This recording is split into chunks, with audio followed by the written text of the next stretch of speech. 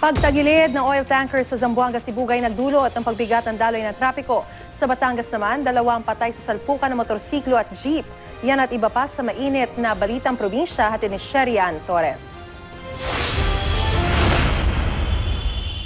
Dead on the spot ang motorcycle rider at angkas nito nang tumilapong sa gilid ng kalsada at makasalpukan ang isang jeepney sa Lipa, Batangas. Sa tindi ng banggaan, nawasak ang motorsiklo at nagkasira-sira rin ang harapan ng jeep.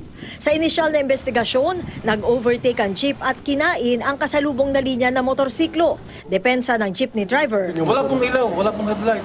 Nabigla ko sa antulin, ang bilis kagabang zoom, tapos black. Pagka sabog ng gulong ko sa unahan, kinukontrol ko, hindi ko na makontrol. Nakakulong na ang suspect na posibleng maharap sa kasong reckless imprudence resulting in homicide and damage to property. 2 motorsiklo naman ang nagbanggaan sa Bacara, Ilocos Norte. Patay ang isa sa mga rider nang tumama sa semento ang ulo. Wala siyang suot na helmet. Nakakulong naman ang isa pang rider matapos malapatan ng paunang Lunas ang kanyang mga sugat.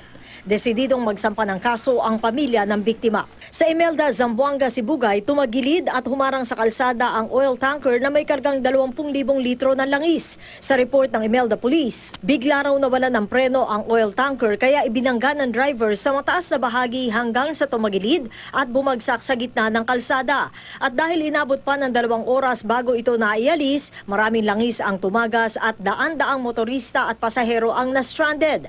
Patuloy ang investigasyon sa insidente. Natiklo naman sa buy-bust operation ang hinihinalang tulak ng droga sa bayan ng General Luna sa Siargao. Bukod sa 10 gramo ng shabu na nagkakahalagang 25,000 piso, nakuha rin sa suspect ang iba't ibang shabu paraphernalia at marked money. Na-inquest na ang suspect at nakatakdang kasuhan ng paglabag sa Comprehensive Dangerous Drugs Act of 1995. Sherian Torres, GMA News.